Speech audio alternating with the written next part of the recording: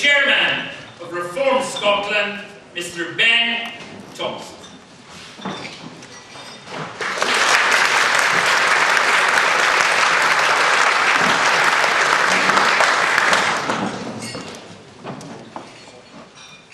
My lords, ladies and gentlemen, welcome to the second annual dinner of Reform Scotland here at the Signet Library.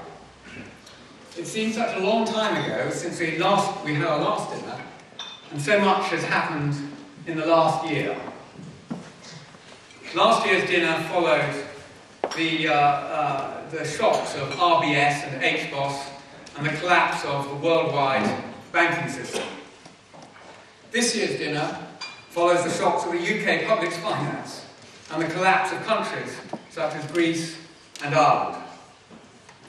It is therefore particularly pleasing to have as our speaker tonight Vince Cable, who has articulated the current situation in a clear, calm way that has hit a chord with the public.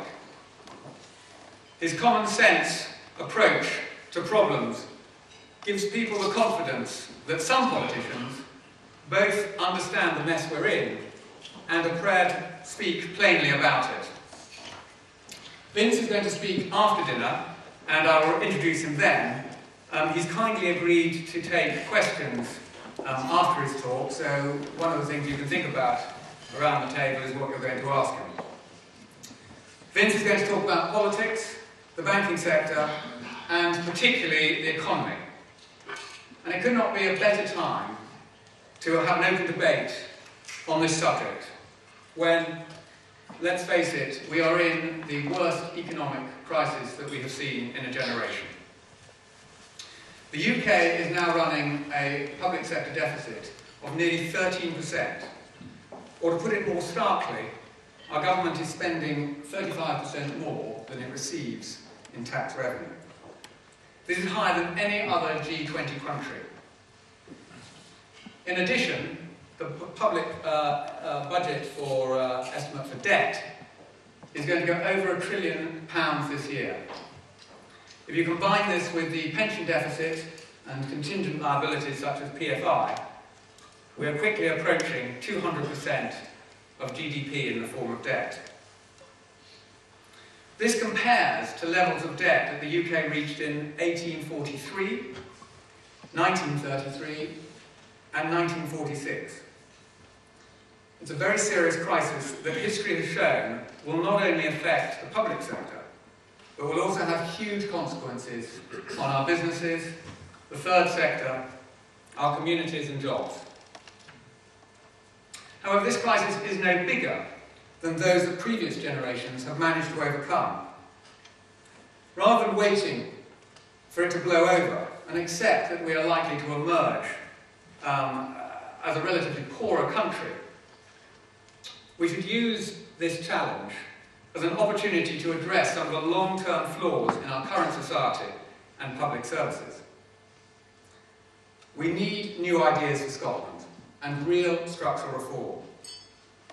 It also requires leaders that accept there will be less money, but who will not accept that this necessarily means less of the things that we care about. Our economy, our economic aim, must be to get back to a balanced budget and reduce the total debt to sustainable levels. However, we must do this in a way that protects the disadvantaged and vulnerable to our society, ensures opportunity and choice, and maintains, if not improves, our public services and our infrastructure. Is this an impossible task? I believe not, but it is one that requires new thinking, clearer vision, good communication, and a lot of courage. To achieve it, we must address some of the difficult questions, such as how do we ensure that deprived and disadvantaged in our society are given opportunities to succeed?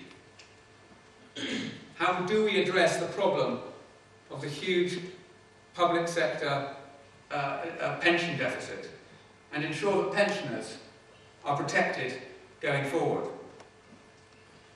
How do we give more responsibility back to our communities, away from the very centralised government that we have here in the UK at present? How do we address the instability of our banking system that has both triggered and exacerbated the current crisis that we're in? How do we create more choice, competition and efficiency within our public sector, particularly in the large spending departments such as health and education? How do we reduce our dependency on quangos that now make up 43% of public spending in Scotland? Unfortunately, I cannot say that Reform Scotland has all the answers. I wish we did. However, our objective is to try and look at all areas of the public sector and see how we can bring people together, like we have tonight, to find policies that will work for Scotland. We have a lot to do, and we are incredibly grateful for all those who have given us their time, their moral and intellectual support, and their very generous donations. You should all find this evening a copy of our annual report at our table, and in it you'll find a summary of the work that we did last year and an outline of the policy areas we will be focusing on for the year to come. In these last 2 years, since we started, the team at Reform Scotland have done a fantastic job, and I believe that the work that we have done is starting to make a difference in Scotland.